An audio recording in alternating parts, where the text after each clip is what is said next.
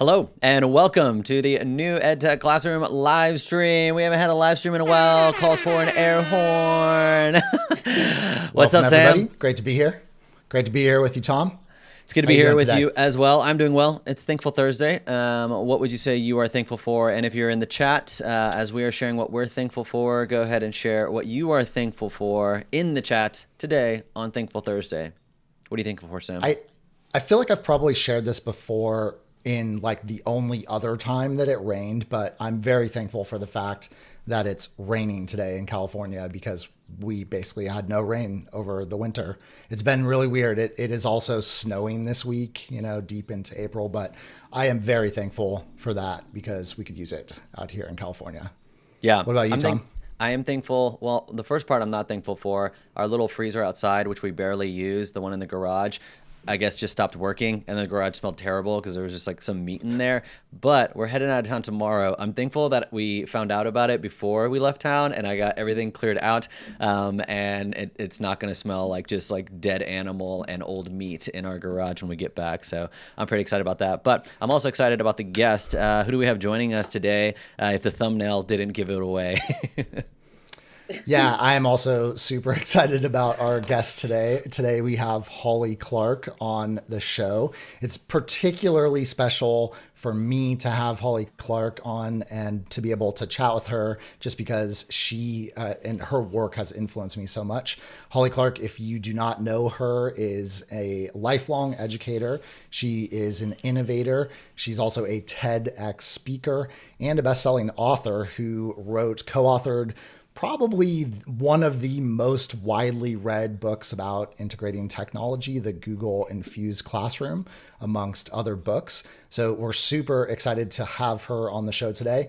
And she actually just came out, or in 2021, came out with a revised edition to the Google Infused Classroom. So we'll be chatting about that book.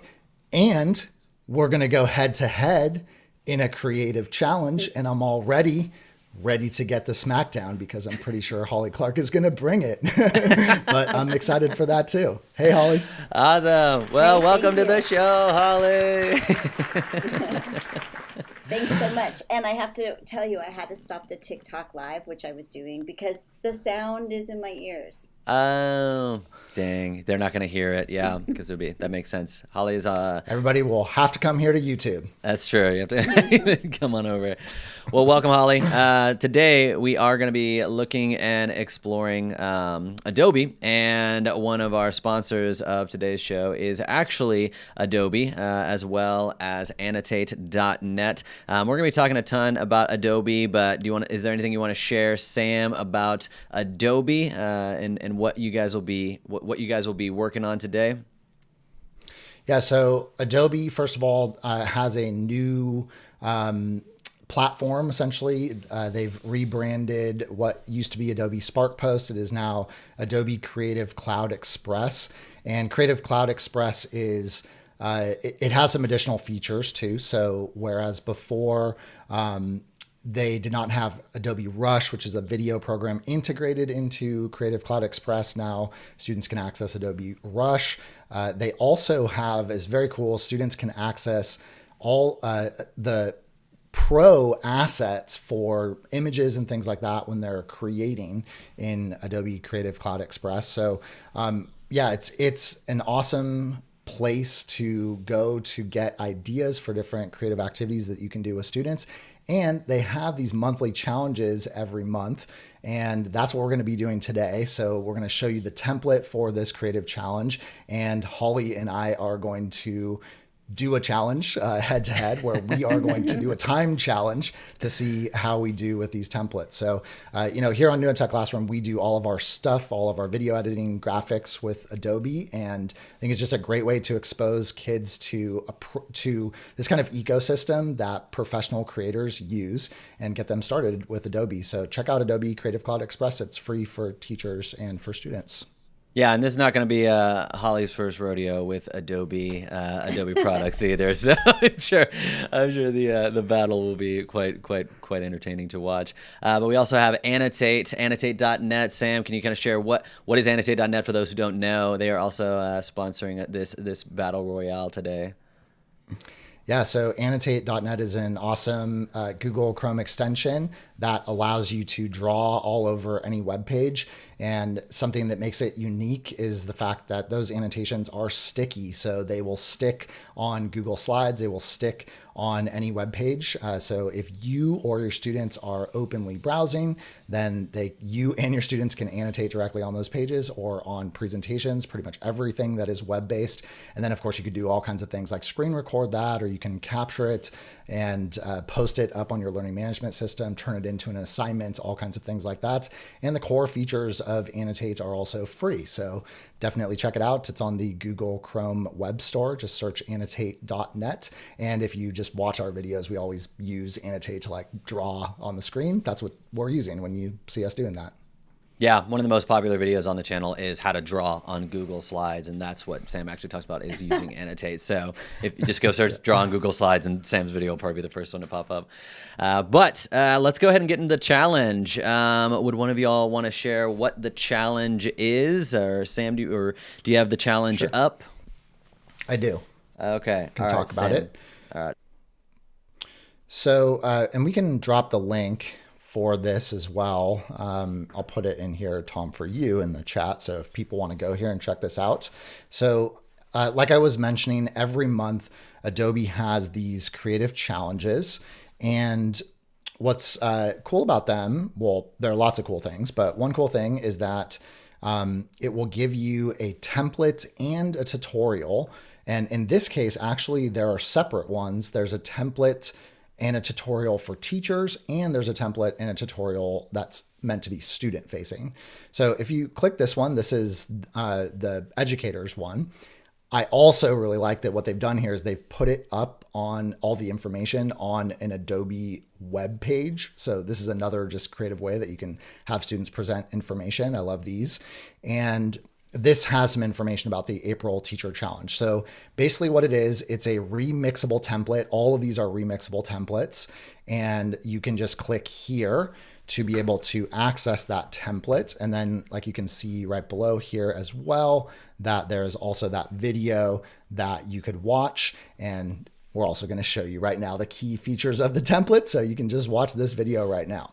So What Holly and I are going to do here is we're both going to click on this template when we say go. I don't know. Can we have Yeah. the template How open? long Is do that we fair? have? So we're gonna have 10 minutes. We're gonna have a 10-minute. I don't know what our criteria is. We're gonna have to just see the final results. The criteria is gonna be who makes the most awesome creative project. And so I'm gonna be jumping back and forth. We'll see what Sam's working on. We'll see what Holly's working on, and then they're gonna narrate and share a couple of the things like, okay, here's what I'm trying. Here's what I'm thinking. And we'll have 10 minutes on the clock. Let me see. Here we go. Let me get my. And before we start Yeah, the yeah, timer, yeah. Tom, Sure. can we go really quickly to my screen share just so I can explain Sure. what it's about? Yeah. Like what the purpose of it is. So the idea is that you would be designing an image that is capturing the unique diverse abilities of your students. So you could even make it about your students. That's kind of a cool like spin on it. Of course, students could also make them about themselves. And the prompt is essentially you are more than a test, or you are more than a score, which, very similar. You're more than a test.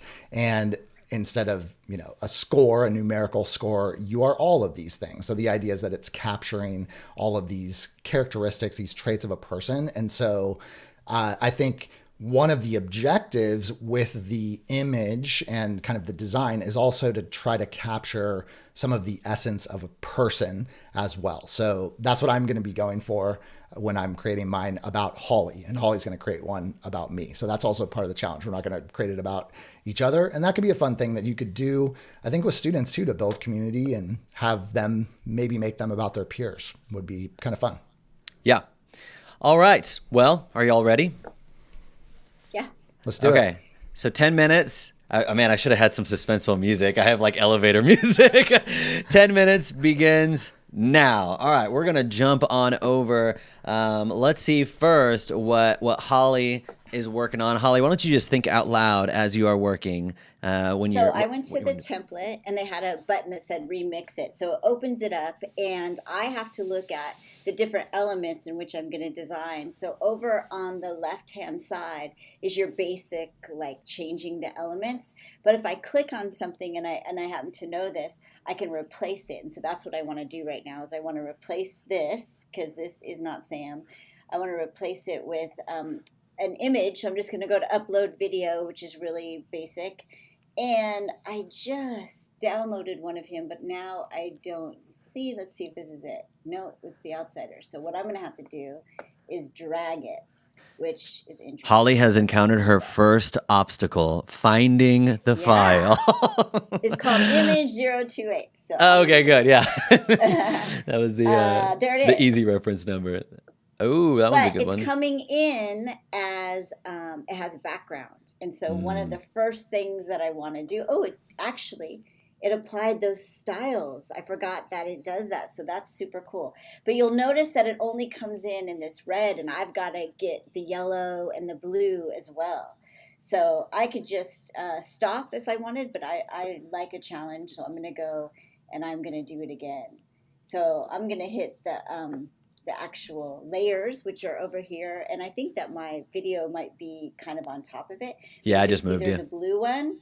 Yeah, so I just hit the blue one and now I'm going to replace again. I have to go through that same process of uploading the video, finding the right or the image, finding the right one. Again, does it for me. Takes out the background. So that's beautiful. And what I really love about this, and I don't mean to take up all the time, but Go for it. I love that students are getting to understand layers in this, because I think that's a critical design element. And I think it's what is so great about Adobe is that I can look and work in layers. Mm-hmm. And it's very visual. Like usually layers are just sitting in like little stacks on the right side, but you can actually see the layers and what's on top. So, all right.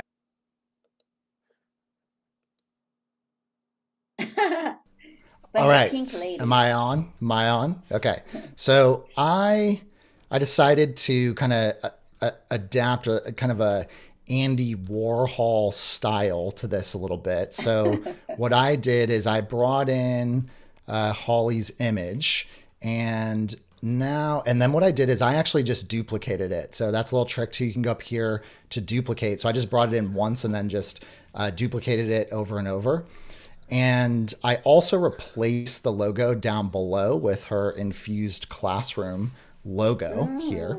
And so what I'm thinking is actually I see how her logo has this like kaleidoscope of colors. So I'm going to still use the filter. So if you go over here to the filter option, you'll see that it's this duotone filter. But rather than these colors, I'm going to grab that and I'm going to grab the color dropper and I'm going to change these to be the colors from her logo. So I'm going to do this one in that color, and then I'm going to change this one here to the green. I'll change the white here to that kind of, what is that, yellow. And then I'm going to do this one, grab that one. Oh, and also if I needed to grab them, I know Holly was explaining, but I could grab these layers too, just in case if I kind of like lost track of where it was. And now I'll go with this 6 orange, minutes remaining. and then I'm going to thought 10 go minutes would be with too this long. red. Now, okay, I'm left with something else here. So I don't really want this pink.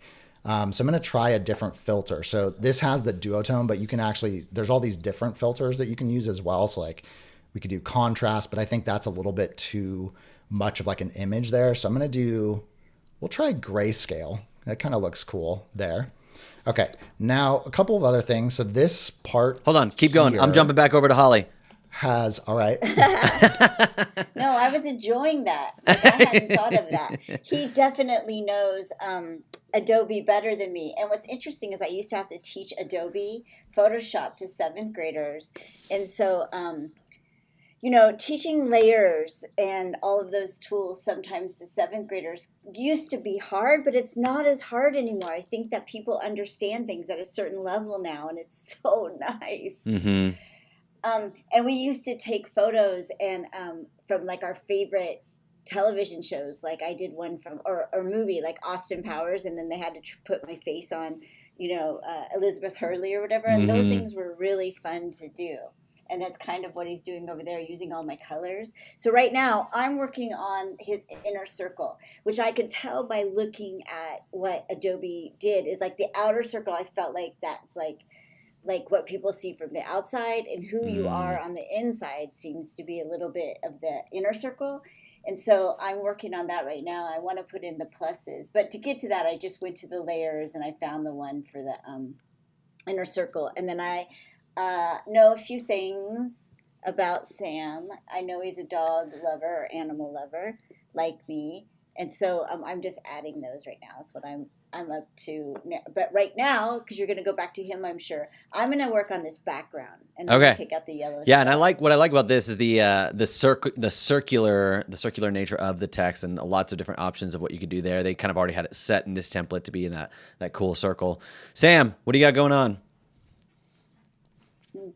All right. So one of the elements here was this. They had this like stars in the background, and you know how I was saying that should kind of try to make it about the person. So I replaced it, and when you click replace on that, see if I can find it. Oh, right there. It has all these different design assets. So I just went to the trending one, and I found this one that was kind of cool down here. That I brought in to overlay. And then I also went to the filters and I just changed the color. So I colorized it because I didn't like the color so much when it first came in. And now I'm also working on doing the same thing. So I have just some things that I know, creative educator, blended. She's a blended learning coach, ELA teacher. And this was in there from before. So let's see. I need one more. Oh, I know. What All right, keep going. Innovator. 2 minutes and 40 seconds. No. Holly, tell us what you're doing. He's going to totally win that. So right now I'm putting up some things that he said, right. I'm actually playing, and this is the part for me that is a little bit less intuitive for me. So this right now I'm playing, but there were yellow stars, and these are the illustrations, and they did have up right here stars. So I'm going to type that in. And so they had something like this and had made them yellow. And I went and replaced it with things that Sam was saying. And I was thinking to myself, I should have been as smart and had your logo. But I'm playing right now, seeing what these look like. I really like these multicolored ones, so I'm gonna move them around. And that's what I'm doing right now. I'm gonna take out the black stars. I don't like those after all. I'm gonna find a way to make this rain cloud right above him because he just mentioned how he likes rain. Although it's not raining here Yeah. in California, but I'm in Southern California where it never rains. It never rains. 1 minute and 40 seconds. Sam, what's going on over here? Oh no. I just deleted something, so now I got to get that back because I accidentally put 2 on there. So okay, what I'm doing now is I had my and now I'm kind of having to find them. I wanted to change the font, so I added the text, and Adobe has these font recommendations down here. So I kind of like this one. It's this Adore You regular. It's not super easy to read, but although I think if I make it white, it'll be better. So I'm going to try that. And then I'm also going to see if I bring it to the surface, if that makes it a little bit better. Let's see. 60 seconds remaining. Okay. I got to do my inner circle here. What are you going to do on the home stretch, Holly? Walk us through. You got 50 seconds left. I'm you doing the font too. Okay. I got to get to the different layers, which is what I love because you can't mess anything up and everything doesn't have to be the same. And that is true in other ones. So I'm going to I hate that font. I hope I have enough time. I'm a big font person. So I'm ready to call Uncle. This is mine. All right, so she's calling it in with 20 seconds remaining. Sam, per usual, working down to the wire. Okay, I got one. So I got to move this in. 10 this is seconds. The whole thing, like 9, the prompt. 8, 7, 6, 5, 4. I can't move it. 3, 2, 1. All right, our time is up. So first off, let's reflect. Let's reflect. Sam, or actually Holly, let's say you had 10 more minutes. What do you think you would have done? What do you think you would have kept the same if you had a little bit more time? So I would have colored my fonts. I would have changed that background. And I'll tell you from the get-go, from this challenge, the background has always been a little bit of a problem for me. So I think that's a growth area for me. But I think I would have also brought in some stuff that is your logo. But I would have played with the fonts. I'm a font person. Mm-hmm. Same. Me too. Sam, what would you have done differently, or if you had 10 more minutes?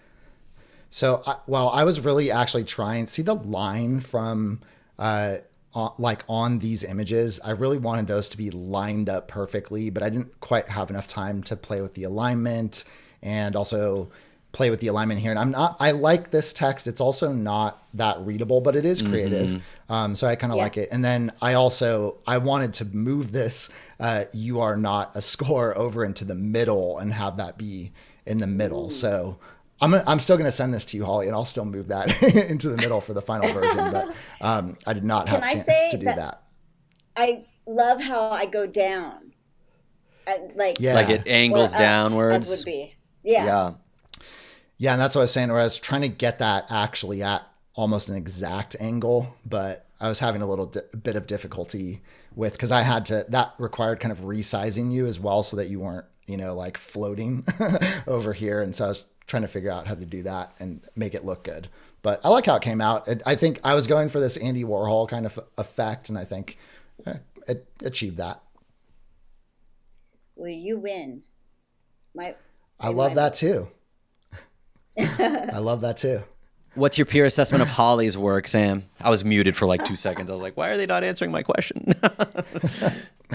Well, I think it would even be interesting. There's a little, it almost looks like a thought bubble up above, like I wonder if that could be turned into something where there's some shapes or something in there too. That could be kind of a fun way to like represent maybe what somebody is thinking too. But yeah, no, I like that this one is also sticking with the original concept of using that's the duplicate tool in Adobe. And I think that's actually really cool. The one where it's just kind of more lined up next to each other, and that produces a really cool effect. So I think, if you have more time and if students are doing this, to do exactly what you were saying and bring in more stuff in the background and kind of find different things. It could be a fun way to bring in some things about the person too. I looked for one that was a computer, but it like blew it up on the whole screen. So I was trying to find something that would be, also the repetitive images, but it would be fun to kind of put little almost like nuggets in there to indicate that something about that person, like a computer or something like that. That'd be fun. Exactly. Yeah, and it'd be like a nice community building activity too if you had students like actually doing it about other students as well, and having them like get to know each other, and have like a bank of questions that they could ask to be able to draw inspiration from, of what to include on that. So that would be super fun. Love that. All right, as the official creative director of New EdTech Classroom and assessing both of these on absolutely fully subjective criteria, I'm going to have to say that I believe Holly takes it for clarity. No way, I believe Holly takes it for clarity. Sam was ambitious. Sam had to keep in mind. See, Holly knew what she could do. Sam was like, I could totally get all this done in 10 minutes, and then he ended up getting almost there. But I would say, for clarity, I think one of your screens is covering up the image. Yeah. I think I like that one. I like the fonts. I can read everything. And I like simple too as well. So maybe I should have said that I was the grader of this, but I do like the direction that Sam was going. I like that he took a risk, and he didn't just take the stock images, the stock fonts and everything, but really wanted to create something new and different. So congratulations to you both. Can I show you something really quick? Yes, please. So if you go back to my screen, I was thinking, how could you use this? And I just made like one on top of what I did. But if you're reading a novel or something, so here's Pony Boy, and for the outsiders, and the outside of it is the things we know about him on the outside, and the inside, of course, are things that we're learning about him as we read. And so like it could be applied to a historical character or a character in a book. So like there's a lot that we can do with this challenge besides you're more than a score. Yeah, definitely. Like pulling the curriculum into it and finding ways to make connections to the text as well. So super cool. That's lots of it. Carlos had said both were great given the time constraints. So you're getting lots. I think people were like, whatever, Tom, they both did good. They're both winners. All right, well, we've got our first giveaway. Our first giveaway is going to be, since we did a little thing about Holly and a little thing about Sam, our first giveaway is actually going to be, it's going to be a question about Sam, and the winner of this giveaway is going to get a new EdTech Classroom mug. Sam, can you pull up the mug, do you have the link to or able to pull up the store with the mug? I think it's like spreadshirt.com or something like that. If not, that's no problem. But you will win a new EdTech Classroom mug if you are the first one to answer this question correctly. So the question is, Sam, I think this is true. Sam is an early riser, often getting up before 5 a.m. What is his preferred method of brewing coffee? It is true. It's accurate. I saw it. Up before 5 a.m. in the chat. Tell me what you think his ideal way of brewing method. Do you have you a may specific? Have to flash the mug. Can you flash the mug? I didn't bring it up here with me. Let me log in. I think I can log in. I just have to say I'm not a robot here. All right, here we go. So we don't have any in the chat yet because I think we're on a delay. But do you have a specific? Gotta be a delay. It's not that everyone's like, I don't need a new EdTech Classroom mug. Let's see. Okay, we got one coming in. We got a guess. We got an espresso machine. Sam, is that your preferred way of drinking coffee? No, it's kind of the opposite. If you think about what's the sort of like opposite end of the Nespresso machine. Well, that's close. We got a close one. Tracy's close. Tracy said that we are that maybe it is the French press. It is not the French press. So that kind of limits a few. Ooh, Maureen said Keurig. She said Keurig. Are you a Keurig also, drinker? I would count that more on the end of the sort of Nespresso. So thinking the other thinking the other. So it's not an end. automatic method of brewing where you just push a button. We've established that. I'll give a hint. I have an aversion to plastic. I don't like running hot water through plastic, really. So we have some that kind of severely limits the options. I do like it black. You're right, Linda. That's true, Linda. If no one guesses the appropriate method, well, Lisa also said hot water boiled, so that's probably true as well. And then Mary said old school, pour hot water over the thing that sits on the coffee cup. That's our closest thing so far. That is called a Melita. Actually, I don't know if you even know this, Tom, that in my old life, I used to be a coffee like superstar. I actually performed latte art in competitions and stuff like that. I did not know that. So I used to use Melitas, which are you can use for single cup coffee. What I would say. We should give it to that one. That's the closest one. Mary, so you get the closest one. You are going to be getting yourself a new EdTech Classroom coffee mug. Currently, I believe there is only one in existence, and it's downstairs in my house. And so, or maybe there was another winner. There was another winner on a previous live stream. So not too many people have this mug yet. It is not available publicly. So Mary, don't even open it. Just keep it in the box. It's going to be, Mary, email us at contact@newedtechclassroom.com to say, hey, I won the coffee mug on the live stream, and then we will get it sent to you. So congratulations. What were you going to say, Sam, about your escapades in coffee? Well, first of all, what I was going to say is actually that is not what I use. So what I use, and here I can share what I use. I use a Chemex, which is very similar. It's pour over style, but it's great actually. It's a glass container and it has this filter on the top. You can get these kind of fancy paper ones, but I have a aluminum one. So anyways, that's what I use to make my coffee, and I love it. Couldn't live without it. Holly, are you a coffee drinker yourself? I am a coffee drinker. And what is your preferred method? I think of coffee as like wine. I think that the beans and where they're grown are super important, and the elevation. And so yes, but I do espresso, however. And then if espresso? I'm doing the Chemex, no. Sorry.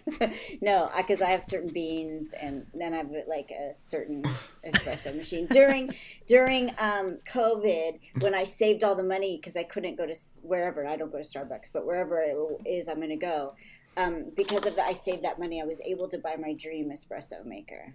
Nice. Very good. I will say that Holly just dropped a hint, a very subtle, very, very subtle hint to the answer to the next contest question. Okay. So are we doing the next one right now? Yeah. Okay. Well, we can do it in a moment. Okay. Let's do it. We can wait, but I'll just say, keep that in mind if you need to think about where beans are okay. Yeah. There we go. Yeah, you got it. All right. Well, Sam, you wanna lead us into our next discussion now that we have gotten our competition out of the way? Yeah, definitely. So in addition to just going head to head, we also wanted to have Holly on to chat with her about the revised version of the Google Infused Classroom, which I have here with me. And this is also, we're going to have a contest for this as well. So make sure that you stay on, and you can potentially win a signed copy from Holly, which I was fortunate enough to get when I saw you at Q, actually. And one of the things that really excites me about having Holly on to talk with her about this book is that this book in particular was one that I referenced all the time. I literally had it on my desk and would open it regularly during my planning sessions to get new ideas. And so I think it's this unique blend of pedagogy and research-based practices with really actionable, practical ideas for how to integrate technology in meaningful ways. And it's funny, I was telling Holly before the show that I just read this book, and as I was reading it, I realized, you know what, all these ideas that I thought were originally my ideas, no, they're not. They're just building off of all these ideas that Holly and Tanya Avrith have written about in these amazing books. So I just wanted to chat with Holly today about some of the ideas, the bigger ideas in that book. And actually, Holly, one of what we just did is in some ways an example. And in fact, I'm pretty sure that I'm positive that I learned about even Adobe Spark from you. But it's an example of a way to meaningfully bring creative technology into the classroom. And it's, I think, an example as well of one of the core ways that you suggest that we use technology. And in fact, it's the subtitle of your book, to make thinking visible with technology. And I think actually what we just did, and even kind of narrating the process of what we were doing as we were doing it, was kind of a layered way of making thinking visible. But I'm sure that's also it's kind of an academic concept. It comes from Harvard Graduate School of Education and the Project Zero and the books that have been published. But I know it's also not necessarily a concept that everybody knows about. So could you just explain what is making thinking visible, and how does technology help us do that? So, Making Thinking Visible is the name of a book by Ron Richard, and he's from Harvard and the Project Zero team. And the Project Zero team does visible thinking routines, which are amazing because they're so simple that you don't need any training on them. So you just find these visible thinking routines, and you can simply Google Harvard and visible thinking, and it'll take you to Project Zero. And then they have about 100 different thinking routines. There's like 12 core ones.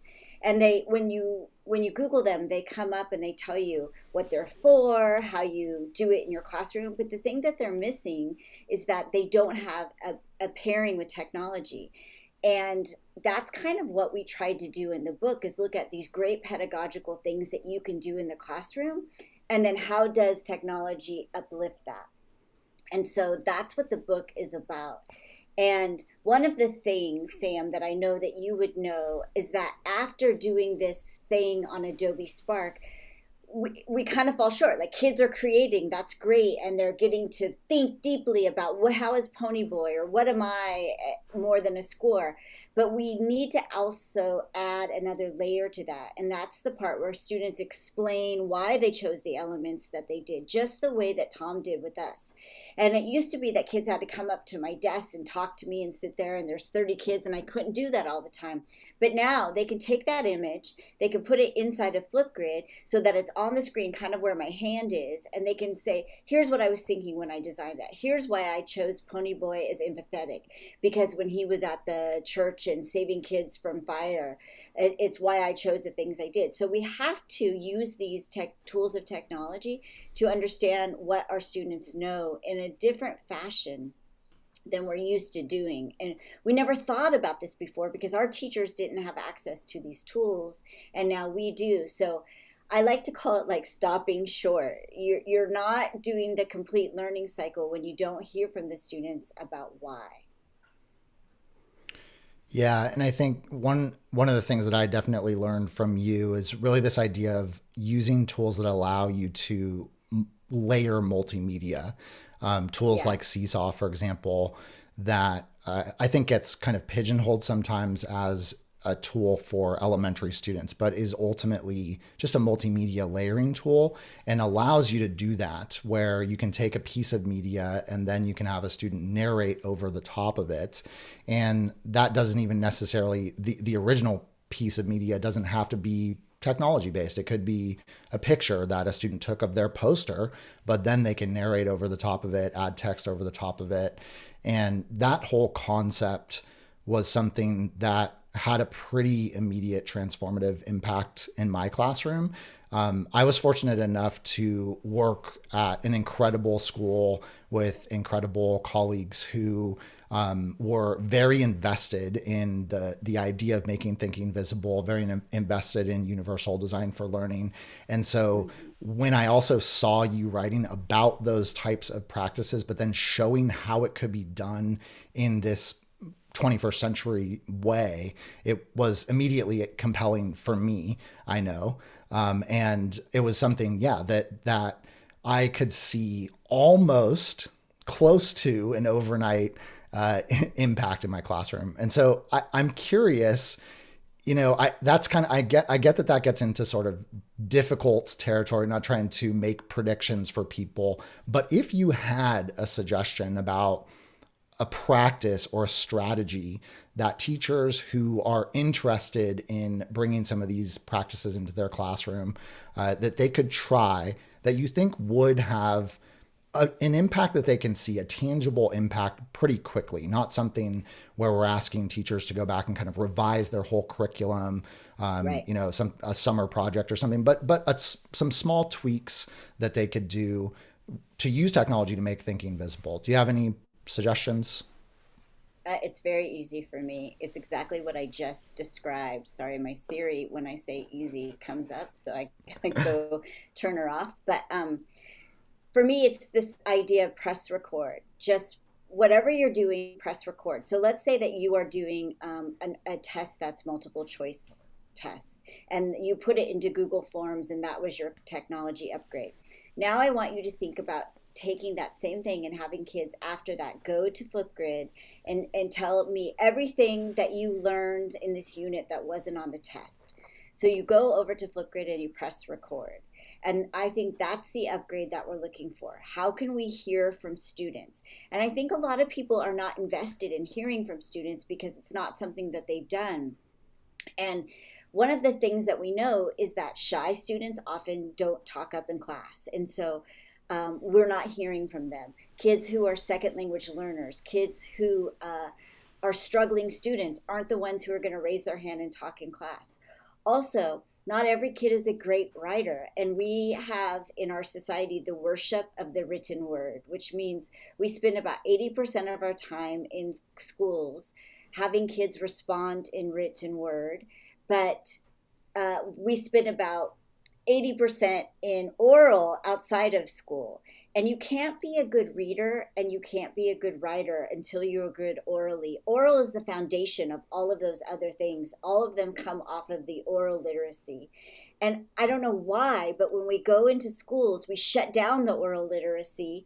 And then we wonder why our kids' reading and writing scores are not good. And it's because we're not having them talk about their learning. A kid who can tell you what they've learned has learned it. A kid who gets to hear what they've read or written can edit better. When we reflect, that's how, and when we talk about that reflection, that's where the real learning happens. It's not in actually the learning experience, it's on reflecting on that learning experience. But for some reason, we throw this all out the door when we go into classrooms, and we forget to have students talk about their learning. So if there's one thing and one change that you're making, it's to press record. How can you, no matter what you've just done, have students talk about their learning? And I just want to say one thing. So my partner in Google Infused Classroom, Tanya, she taught high schoolers, and she's like, Holly, I don't want to listen to all their videos. And I was like, I get it, me either. But it's not about you. It's about them having that time when they can articulate their learning process, when they can think about logically what they learned. Even if you don't listen to that recording, it's that opportunity for the cognitive struggle that they need as they think about how they're going to tell you about their learning that solidifies it. So if there was one change, it would be, and for me, I think the most game-changing tool that's out there is Flipgrid. And so if you're going to be looking at one tool this summer, let it be Flipgrid, and then layer on Adobe Spark or Adobe Creative Cloud Express. They just changed the name. Layer on those other creative elements in terms of having kids talk about that. What I really appreciate what you just said, though, is the idea of like, it's for them, the whole process. Because like just a little bit of behind the scenes, like when me and Sam are working on the curriculum that we're building for teachers on how to build a 21st century classroom and build those 21st century teacher skills. I mean, we send videos to each other about what we're thinking about the curriculum. And more than once, each of us have been like recorded a video and then got all of those ideas out, deleted that video, and then re-recorded it, because that process of that very first one was just like, okay, now that I've kind of gotten it all out, that actually helped me articulate and think through what exactly my plans are, and the order and the sequence, and how we're going to make all this fit together, because it was all up here. But then that process of articulating it orally in a video that we were sending asynchronously to one another really helped solidify that. And then we ended up like, scrapping it and then giving a more polished version just to save time. But that's been something that we've noticed, just building what we build over here with New EdTech Classroom. And that's a really important part, is that we think that kids have to go to a graphic organizer to brainstorm. And if they would just go onto Flipgrid and talk through their ideas, then they can go back and listen. Oh yeah, I was thinking that, but now I'm not. Like, it's just really hard for people to wrap their head around how important the oral is in all of this learning. I wonder, in hearing you talk about the importance of metacognition and metacognitive practices, having students reflect on their learning, I couldn't agree more. I think that that's a critical piece. I think, and I agree, that's something that can have a transformative impact 100%. And it's something I learned from you, and it's something that did have a transformative impact. I wonder too, if people right now listening are also thinking about, well, if I ask a student to do that right now, they might not do it particularly well, for example. And so I'm also wondering about some of the different ways that we scaffold that. And I think that potentially can be the thinking routines, that the thinking routines are actually routines that are intended to set students up to think critically and ultimately to be able to think in that way. And I also think that another piece that's I feel like not talked about as much in kind of our world of education technology is just that the content itself also needs to be compelling and interesting. It needs to merit one being able to reflect metacognitively. So, the importance of using essential questions, having thematic content. It's not that it's not necessarily content forward, but if, I do this kind of dumb example sometimes with in PDs where I'll open up by saying, what does everybody teach in here? Raise your hand. And then I'll do that and do that in a tech program. And it doesn't matter that we just all shared what do we teach using this tech program and we got 100% participation, because the question itself was not all that good. If we actually think about a more compelling question, like, why is what you teach important, or something like that, that's more open-ended, then that facilitates, conversation and some deeper thinking. And so I'm wondering what you think in terms of what needs to happen to also scaffold that process, knowing that I think some immediate pushback that we're going to hear is, well, yeah, I could tell students to go into Flipgrid and reflect on their work, but they're not going to do that well. What you think about that, maybe I'm wrong in saying that, but also what you just think about what kinds of practices we could be doing sort of to prepare students to be able to actually do that well and think critically. So you are spot on. A student that you ask to go to Flipgrid who is not comfortable doing it is going to always be like, I don't want to do a video. And then we buy that. We say, oh, my students don't like doing videos, but if you opened up their phone, they're on Snapchat 24/7 and also on TikTok. They might not be creating on TikTok, but they're definitely creating on Snapchat. So they are comfortable on video. What they're not comfortable with is talking about their learning. And that, you are 100% right, has to be scaffolded. And that's the purpose of the visible thinking routines, is so that we give them these structures to learn how to talk and to reflect on their learning and to think through processes. And they say with the visible thinking routines, you should only use about 5 to 7 so that your students begin to understand when to use them, to have a sensitivity that one should be used now. And so so you have to scaffold that. I even scaffold going through, like, the first time I do Flipgrid, I ask them 3 questions, and then I start taking the questions out. And then when I think they need them again, I put them back in. We look at good responses. We talk about responses that didn't give us full answers. And I have to spend like a month with students on Flipgrid on how to respond, because they don't know how. And instead of being uncomfortable, or yeah, uncomfortable with being uncomfortable, they just are like, I don't like to do videos. And that's just because they don't know how. And if I can give you one other example, I remember my students came to me when I was working in an iPad program, and they said, Miss Clark, can you please go back to worksheets? We hate this thing that you're doing. And at the time, it was an app called Explain Everything. And I was like, wow, I thought I was doing so good. And I started to reflect, and then I was at my desk practically crying, and I was like, let me go ask them what they mean by this. So I went back over to them, and I'm like, what do you mean you want worksheets? Like, do you like worksheets? Like, let me know. And they said, no, it's not that we like worksheets. It's just you're always making us think so hard about things. And we just don't want to have to think. Like, we just want to get it out and be done with it. And that told me a lot about the processes that I was having them go through. And I was like, yes. Sam, you're muted. I wanted to show you here, if you can share my screen, Tom, something just so to also give people an idea of kind of what this would look like. So this is a See, Think, Wonder, which is that's one of the core thinking routines that I'm sure everybody has used some kind of variation of this. I actually just did this with some teachers for a PD. And the idea is essentially that we're taking a document, a screenshot, putting it in Jamboard, because then Jamboard is becomes something that's interactive and that you can easily draw on top of. And actually what this is our whole group version. So we all did it individually. So they had some time to see on their own. And then we either people can share their screens or just share out their ideas. And then we were putting these ideas basically on a class board, which is something you could do in a virtual environment or something you could do in an in-person classroom where it's kind of a whole group board.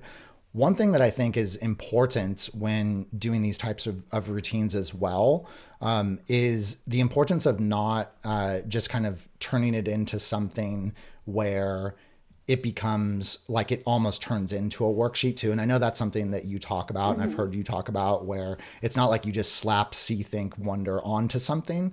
It's important that you would stop, that you would come back, and you would talk all about, what you just saw, right? And then talk about what you think, talk about what you wonder. By the way, I learned this from a teacher, one of my mentor teachers at my old school, who also ended up being the person who married my wife and I. And she is the one who told me about you. And she went to the Harvard School of Education. So she knew about, and was obviously very deeply involved in all of that. And so she taught me about this protocol. And then something that we did as well with this is take this as a kind of initial protocol. And if you go to Project Zero and you look at their thinking routines, they have all these other deeper routines that you can do too. So then we went into Seesaw, and there we then transitioned into what's called the Step Inside protocol. And cool. So we used the same image to then do Step Inside, where then they were actually creating multimedia files like audio files or video files to step inside the perspective of one of these people after doing the thinking protocol. Now, there is a question in here, Holly. So a question that came up, and I think it's a valid question. And I feel like I know the answer and I know the response, but it's also, I think, tricky, is that what I just showed for one image takes quite a long time. And so I think that's another thing that we will often hear. I hear a lot from teachers that I work with. And so I'm kind of curious about your perspective about that as well, about the need to go deep and also the need to cover certain things as well, and kind of where you see, I guess the value in going deep and taking the time to really spend on these thinking routines and getting kids in apps and reflecting and talking about it. Because the reality is, if you're going to do that kind of stuff, it takes a lot of time. And you could do one image that you spend a lot of time thinking about. I'll tell people like, hey, I know people in grad school when I studied literature who wrote entire theses about like a poem. So it's possible, to go deep. But I think that's on a lot of people's minds. So an interesting thing is that research tells us that students who are working in a student-centered kind of, they're creating, they have autonomy and they have agency. They often, even though their test scores are higher than a kid who was lectured at, they think that they didn't learn as much. And so I don't, this isn't going to answer the question, but I think that we've all been told that you have to learn this breadth of stuff in order to have learned, and we have all this content that we have to do. And I will tell you that the kids who consistently are learning at a deeper level, like the example that you just showed, learn how to think about problems so that when they take that standardized test, which every teacher is worried about, they somehow do better. They just do. And I gave up on those, like, meeting everything. I taught history for a very long time, and I taught the year that the kids were tested in California. And when I gave up on having to do all of the standards and have them thinking deeply is the year that my scores were the highest that they ever were. So I think we just have to be flexible and really trust in the process, because teaching students about battles of Hastings, the chances that they're actually going to, oops, man, my Siri just came up and told me in my ear where Hastings is. So I think we have to just let go of that and trust in the process. Yeah, I agree. And I also acknowledge that it can be hard. Yeah, it can be really hard. Tom? And it's a kind of, it doesn't make teachers happy, my response. They're like, whatever, I have to do this. But yeah, it's difficult, but trust. There's a book out there that can kind of help you with some of this. But before we get to the book, we actually do have a giveaway. Holly is going to be giving away one of her books, but I'm not going to say which one. Actually, you get to be able to pick which one you want. But the question is, what year did Holly publish her first book, and what book was it? Feel free to look it up. If you're the first person to find it when you look it up, that's fine. What year did Holly publish her first book, and what book was it? While people are putting their answers in, Holly, how long did it take you to write your first book? And I know, was it a collaborative book, or was it it was a collaborative book? The first one was, and my second book, the Chromebook Infused Classroom, was just me. Okay. So we know it's not the Chromebook Infused Classroom. Yeah. We know that's not the first book in your answers. And actually, I don't even know the year. This will be a surprise for you then. I think I know, but it took a long time, and it was like having a baby. Yeah. It was painful, torture. And then when you're done with it, you're just like, all the pain is forgotten, and I just love this book so much. Yeah, I'll write another one now. And I'm gonna get another one. Yeah. Yeah. Right on. I imagine the letting go of it would be hard for me. Like it's out in the world, and I can't keep editing it and tinkering with it. That's got to be so hard.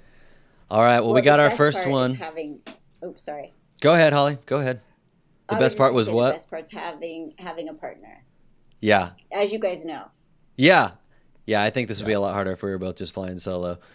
Well, we got one winner, Miss Maureen Delacio, 2017 Google Infused Classroom. But that is not that is the first version of that book. You recently did a revised version, because I'm sure just technology just moves so fast. Let's see, Maureen, before I forget, email us, contact@newedtechclassroom.com. Let us know, hey, I won the Holly Clark book on the live stream, and then we'll get you in touch with Holly and get you either that book, or if you're a Chromebook user and would prefer the Chromebook book, we can get that. But you revised the book. Can you tell us about that? Is it because things change so fast? Yeah. Mm-hmm. Well, and Adobe, actually, we haven't even changed the Adobe Spark name. But there's also stuff I wanted to say that's changed a bit. And we added a lot of stuff. But mostly it was taking out, I can't even remember the name of some of the apps, that were no longer even apps. So I know. That's my fear of if we write a book on EdTech, man, how quickly will it be outdated? Imagine the person that wrote an Adobe Spark book 2 months before they changed the name to Adobe Creative Cloud Express. Dang it. Well, I actually think, so I know we're kind of running up against our hour here. If it's okay, do you need to go, Holly? We can definitely let you go. I didn't even know it's been an hour. Well, so something that I think is really interesting about your approach that question actually points to is actually I don't find that so much when reading your books, because you tend to pick apps that have this kind of transcendent appeal, both for time. So actually most of the tools that you refer to are still relatively applicable for the most part in the first version of the book. And you also pick tools that I think pretty much could be used from almost kindergarten to college. You know, sometimes in the marketing of the programs, they get sort of there's a lane for them. But in reality, if you look at what they do on a functional basis, they could pretty much be used, across all grades and all subjects. So I'm also just kind of curious about that.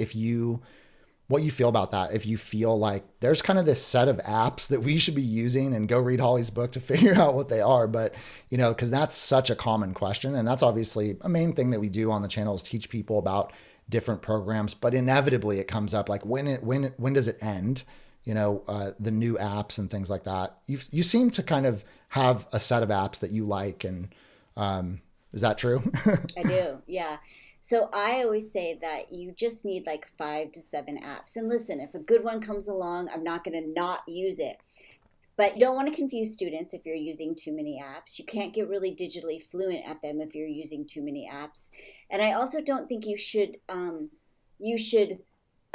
use an app all the time, because you can do these things with it when there is a better app. So for me, my 5 to 7 apps, and I'll be honest, and because in the book I don't talk about the apps per se, I talk about the pedagogy that goes with them. But my number 1 is Flipgrid. I couldn't live in the classroom without Flipgrid. Number 2 is Book Creator, because how easy it is to use. I love Adobe Spark or Adobe Creative Cloud Express.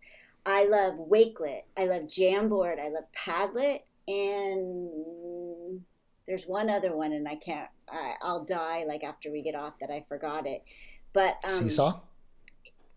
I love Seesaw. Seesaw has come off of my top 7 recently, only because and it's not their fault, because I think Seesaw, it should be used K through 12. It's just somehow during the pandemic, people started to see Seesaw as an LMS for 1st through 4th grade. And I don't know what happened. And I think some strategic marketing has to get out there, because you should be using this app at every grade level. It is amazing for making thinking visible. Agreed. But I go up to schools, and I'm sure you do the same thing. And they're like, yeah, we only have that in our K through 4 classrooms. And I'm like, why? But so those are my apps that I love. But if something came along, I wouldn't turn away from it. I would just say that these are my core. If that makes sense. I think it's really important. Yeah, I think actually the more that we can define that, and I think what's interesting about that selection, which also so happens to be very closely aligned to my selection, probably because I learned a lot of that from you, and built a lot of those practices, from you. And I think what's important about those programs is that they kind of have a lane. Like they do something, they help you accomplish Yeah. something, and whereas another app does not. And I don't I still I was always flabbergasted when I would hear, for example, that schools were purchasing access to Pear Deck and Nearpod when essentially that Right. functionally it does the same thing. Like you have your Yeah. formative assessment tool with one of those. Why don't you also go get a creativity suite or something? And to me, that just points to the fact that schools, it's not really up, there's a little bit of the individual educator, but it's that schools are not thinking about it in this kind of systematic way in terms of, okay, we have this No. tool that helps us achieve this thing. And so that's also something I really appreciate about your approach, because I think the only way to really scale these ideas is if we do kind of have some parameters around it. There's always going to be some people that want to go out and be experimental. And I think once you build your foundational skills, you can go out and try different tools. I've certainly gotten into that place, but to have this kind of foundational base set of not just apps, it's like what you said, it's a set of instructional strategies, and then you have a tool that is going to help you achieve that.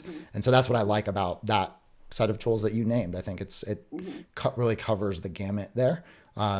I noticed you didn't say a screencasting tool, which is interesting, because I would add a screencasting tool in there just as a for myself. And I know Tom and I are, Tom does presentations about screencasting and stuff that we feel pretty strongly, particularly when you're teaching about technology, that you should be flipping instruction, because it's a more equitable, universally designed way to provide that kind of instruction, and that it's a powerful tool for metacognition, and I know that you can screencast and Flipgrid and all that. So maybe you get that out of I wouldn't use Flipgrid, because you can Flipgrid. do it. I I wouldn't use it for that. So when I'm thinking of this tools, and this might be why, I'm thinking of the student use of them. How are the Yeah. students telling me what they know? And you're right. Like, I love Screencastify. So that would be something I would have students go to for sure and explain their thinking. But I'm mostly using the screencasting tool to make things, tutorials for them that I put inside of Wakelet. So I guess that's my core is those tools. And like I use Moat all the time, but I don't put it in my core, if that makes sense, Sure. even though Yeah. I use it a lot. I will say also, for those watching, to know that Screencastify, full transparency, Screencastify sponsors us. They're not sponsoring this video. They do sponsor us. But one of the things that I love about them now, and why I definitely lean heavily towards Screencastify, irrespective of sponsorship, is the fact that they now have this very easy to use student submit tool where the students do not need to have the extension installed themselves. And that is so empowering for the ability to assign these types of assignments where students would do a screencast, because like Tom was saying earlier, actually the process that we do all the time of screencasting to explain something is one of the best clarifiers, right? I mean, it's really getting at a lot of what you were talking about explaining your thinking and your processes. But I would love to see that. And in fact, I know Tom even revised he does a presentation. In fact, Tom, are you doing that one at ISTE this year? Are you doing Yes. student jobs or screencasting? I think it's the screencasting one. Yeah, I can't remember which one. I submitted both. I think only one of them got accepted. I think it was it's the screencasting one. So Tom like does a mistakes, presentation yeah. about screencasting. Yeah. I watched and it. he's added one that's about having students do it, having students screencast as well. So yeah, I think it's a really important way that we can use screencasting.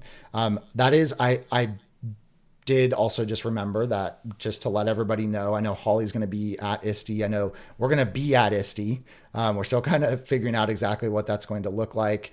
Tom is presenting at ISTE. I'm going to be there. We're kind of still cooking stuff up and seeing what it's going to be. So we'll let everybody know. But if you're going to be at ISTE, definitely make sure that you come around and say hello. And I do also want to let everybody know, I saw actually a lot of people from 21st Century Teacher in the comments today. So welcome. Awesome that you're here. Just want to let people know we're planning right now our next cohort of teachers. We're just starting to wrap up the final weeks with this current group. It's been incredible. We're getting some incredible feedback, and also it's just been incredible to have the opportunity to work with teachers in. Everything is in app, everything is interactive, everything as a teacher you are experiencing first as a learner, and then learning how you would apply those different strategies and different apps and programs in your classroom. So we're going to be announcing this and talking a lot more about this, but if you're interested now in checking it out, you can go to newedtechclassroom.com/21st century teacher to learn more about that. And I think we have one more contest, right, Tom? It's the one that I said there's a little hint. There was a little nugget of a hint earlier. Yeah. All right. So this is the last question. There was a little Easter egg in a recent video that we had put up, the most recent video that we have put up on the channel. Let me get it showing here. And this is to win a New EdTech Classroom t-shirt. There's a little Easter egg in the video where you learned a little bit about my heritage. What country is my mother from? What country is my mother from? Yes, you can find coffee beans grown in this country. Oh, man.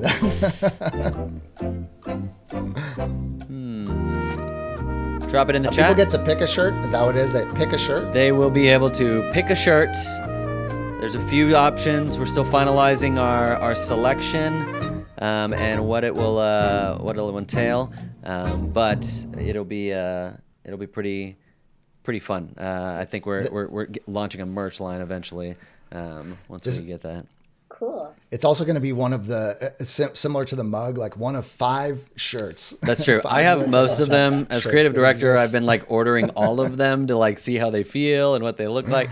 Hina said Spain. That is not correct. There's no coffee. I don't believe no coffee in Spain. No.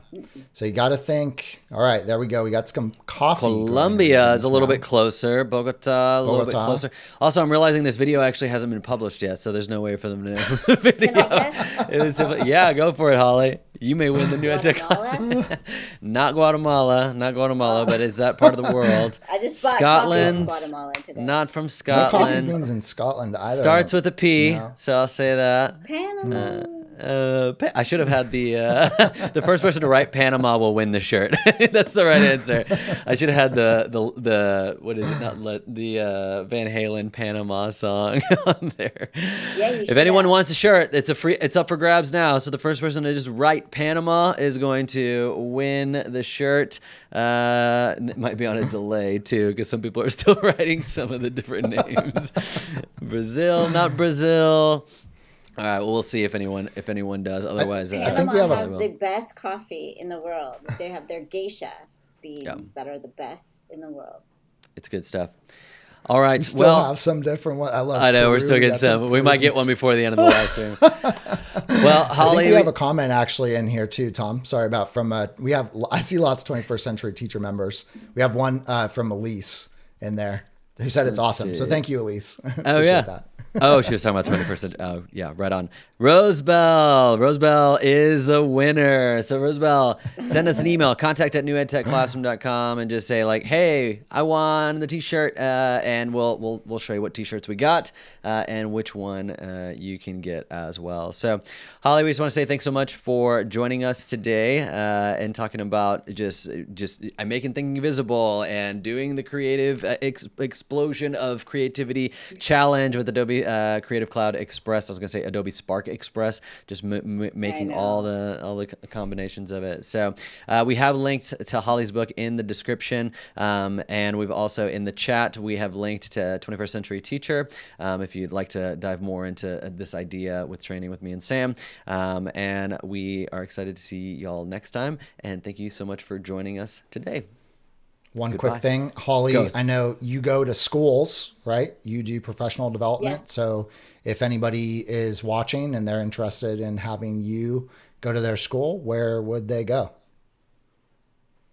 Oh, they would As go in, how to do they my get in touch with website. you? Yeah, they just go to hollyclark.org, and there's a thing like bring me to your school or something. You can find it there. Thanks for bringing that up. Yeah, and Holly is also on Twitter, of course, at Infused Classroom. Are you Holly Clark Infused Classroom? No, at Holly Say that. Clark EDU on all of them. So Okay, TikTok and Instagram, it's all Holly Clark EDU. That's right. Holly's also big on TikTok and putting out TikTok videos regularly with little micro tech tips. So check her out on TikTok too. She's got amazing work on Twitter, TikTok. Check out her website. She's got some awesome blogs on there, and check out her book. So thanks again, Holly, for coming. It was amazing talking with you. And I hope we can get you to come back on some point to chat more about this. I have like all kinds of other stuff I wanted to talk to you about. Yeah, and we've got a collaboration video coming up in the not too distant future as well. So looking forward to that. All right. Thanks everyone for joining us, and we will talk to you all soon. Goodbye. Bye, everybody.